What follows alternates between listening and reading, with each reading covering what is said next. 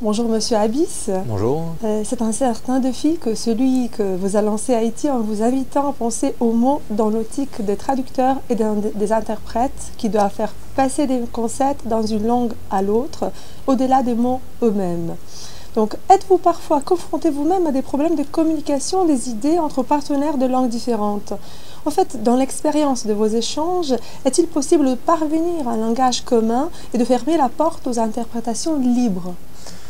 Alors évidemment, la question des langues dans la coopération internationale est importante. Moi-même, personnellement, ça fait partie de lacunes, je trouve, dans mes compétences, et je sais que souvent, je suis frustré à ne pas pouvoir échanger en plusieurs langues. Et donc évidemment, le rôle de la traduction est décisif. J'entends par là que sans le métier de traducteur, sans les interprètes, la coopération internationale ne pourrait pas exister. À la fois en termes d'écrit, c'est une opération particulière de traduire à l'écrit. Ça demande beaucoup de finesse, de la finesse parce qu'il faut être précis, de la finesse parce qu'il faut adapter pour être diplomatiquement correct, et également dans l'exercice oral. Parce que quand vous êtes dans des réunions de coopération entre des pays, entre des villes, entre des entreprises, entre des ONG, une bonne traduction facilite le développement de projets, la coopération. Et donc la langue ne doit pas être une barrière puisque précisément des gens ont décidé de faire de leur métier traducteur et interprète. Disant cela d'ailleurs, je me permets de souligner que c'est un métier qui est plein d'avenir. Il y a beaucoup de métiers qui sont éphémères. Le métier de traduction, a priori, devrait se poursuivre très longtemps encore. Et donc la question de créer du langage commun, moi je préfère plutôt mettre l'accent sur la démarche et la méthode. C'est-à-dire qu'on peut ne pas parler d'ailleurs de langue étrangère, mais on peut être dans un rapport de coopération avec des personnes qui ne sont pas de la même nationalité, qui ne sont pas de la même région, qui ne sont pas de la même culture, à partir du moment où on est dans un dispositif d'ouverture, d'écoute et de partenariat. Pour faire de la coopération, vaut mieux être tolérant, ouvert à la différence, à l'écoute du partenaire, plutôt que de maîtriser la même langue. Parce que la langue, à la rigueur, vaut mieux qu'elle soit diverse, parce que c'est ça l'enrichissement.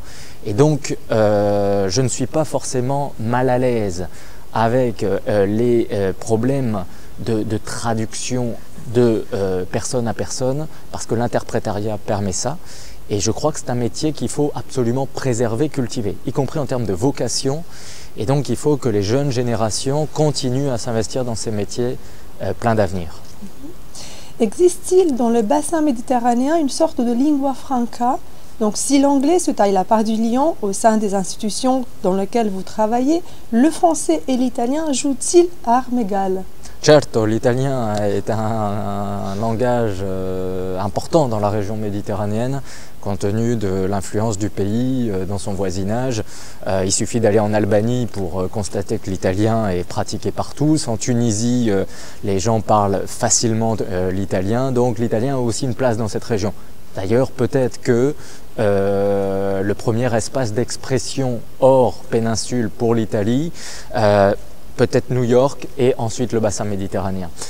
Quant aux Français, évidemment, pour toute une série de raisons historiques, géographiques, le français occupe une place importante dans le bassin méditerranéen et rivalise avec l'anglais.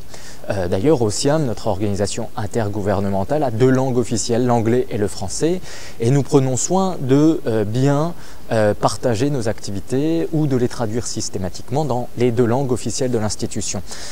Plus personnellement, moi je pense aujourd'hui qu'en France, nous avons toute une série de considérations sur les atouts de la France à l'international. La francophonie est souvent évoquée comme l'un des grands atouts de l'influence et de la puissance française au niveau soft power, au niveau puissance douce. Simplement, peut-être que cette francophonie aujourd'hui n'est pas pertinente à l'échelle internationale, et donc il faut plutôt la défendre à l'échelle du bassin méditerranéen.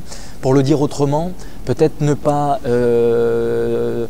multiplier les instituts culturels, les instituts de traduction français en Amérique latine ou en Asie, où la bataille linguistique est entre guillemets déjà perdue, et plutôt préserver et sauvegarder ceux qui sont au Maghreb, au Proche-Orient en tout cas dans ce bassin méditerranéen. Et donc cette francophonie, elle est diplomatiquement aujourd'hui un atout important pour un pays comme la France, mais ce sera un atout durable à condition qu'on la cultive et qu'on la préserve dans les bonnes régions géographiques.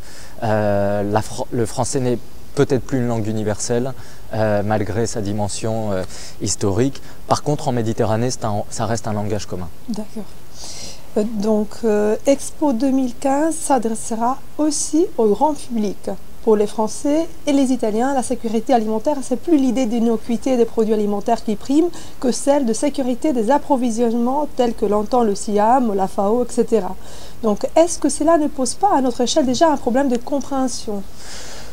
Oui et non, en même temps, c'est le problème de la formule en français. En anglais, on fait vraiment la différence entre le food safety et le food security.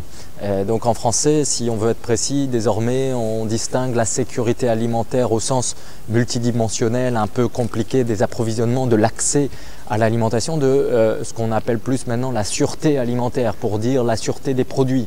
Et donc leur qualité organoleptique, leur qualité sanitaire, la chaîne du froid, leur contrôle en termes de normes juridiques et de procédures. Mais c'est très important de ne pas oublier qu'une grande partie de la planète, quand elle pense à sa sécurité alimentaire, c'est une question d'approvisionnement et d'accès aux produits.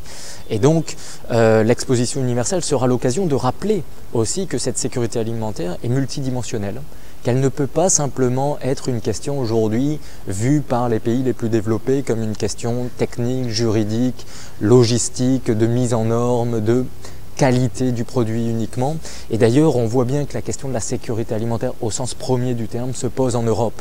Il y a 50 millions d'Européens sur les 500 millions d'habitants qui ont faim aujourd'hui en Europe. Donc nous avons des problèmes d'accès à l'alimentation pour des questions de pouvoir d'achat notamment, qui se posent à l'échelle internationale. Et donc il n'est pas question de dire que le monde va aller vers une perspective de sécurité alimentaire basée uniquement sur des questions normatives et de qualité. Il y a la question de l'accès, la question des productions. Et donc, comme je dis souvent quand j'interviens sur le sujet de la sécurité alimentaire, n'oublions pas que pour relever les défis du XXIe siècle, et je pense que l'Expo à Milan l'année prochaine sera sensible à être sur cette position-là, c'est qu'il faut à la fois produire plus, parce que nous serons de plus en plus nombreux sur la planète. Il y a 220 000 nouvelles bouches à nourrir chaque jour aujourd'hui avec la croissance démographique. 220 000 aujourd'hui, 220 000 en plus demain. Donc il faut produire plus et en même temps il faut produire mieux. Et produire mieux, ça veut dire produire en étant capable de mieux gérer et préserver les ressources indispensables à la production, l'eau, les sols, les ressources de la mer aussi, n'oublions jamais. Et produire mieux, c'est-à-dire aussi proposer une qualité de production aux consommateurs qui soit renforcée. Parce qu'on a aussi un consommateur aujourd'hui au XXIe siècle, que ce soit dans les pays développés ou les pays en développement, qui sont de plus en plus attentifs à la qualité du produit, à son origine, à sa sûreté sanitaire. Il suffit de voir en Chine. Aujourd'hui, c'est toujours intéressant de regarder la Chine parce que la taille de la Chine permet d'avoir des volumes importants de problématiques. En Chine, aujourd'hui, il y a une double obsession. Produire, parce qu'il y a 1,5 milliard d'habitants à nourrir, et en même temps produire mieux, parce qu'en Chine, il y a encore beaucoup de problèmes sanitaires sur les productions.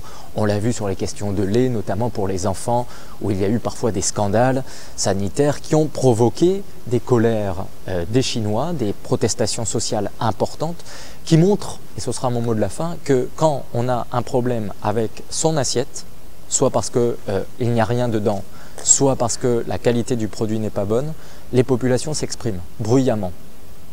Et donc quand on a faim, généralement, il y a des problèmes en termes de stabilité sociopolitique dans un pays.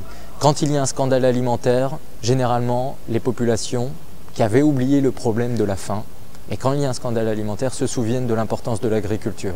Et l'agriculture, ce n'est pas un sujet qui appartient à l'histoire, même si c'est la plus vieille activité humaine, la plus vieille activité économique.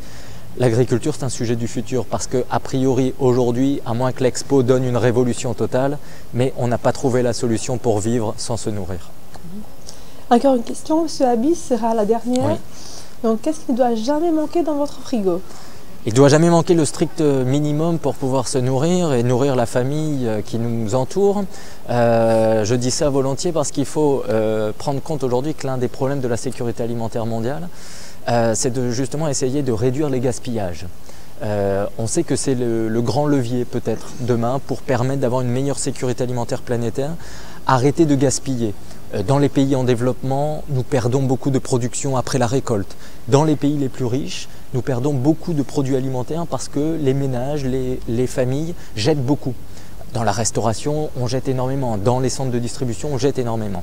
En France, aujourd'hui, nous jetons 3 kg de nourriture chaque seconde à l'échelle de la France. Donc, il y a beaucoup de gaspillage. Et donc, aujourd'hui, dans un frigo, il faut à la fois avoir ce dont on a besoin pour nourrir sa famille, puisque évidemment c'est un élément vital, et en même temps il ne faut pas non plus avoir un frigo trop plein où à la fin de semaine il faut jeter la moitié parce qu'on n'a pas eu le temps de le consommer. Donc la question n'est pas tant de savoir ce qu'on doit avoir précisément dans le frigo, la question c'est sommes-nous capables d'être responsables du contenu de notre frigo et donc de faire en sorte que le contenu de ce frigo soit consommé avec un souci pour la planète. Il n'y a pas de petits gestes quand on est plusieurs millions à le faire.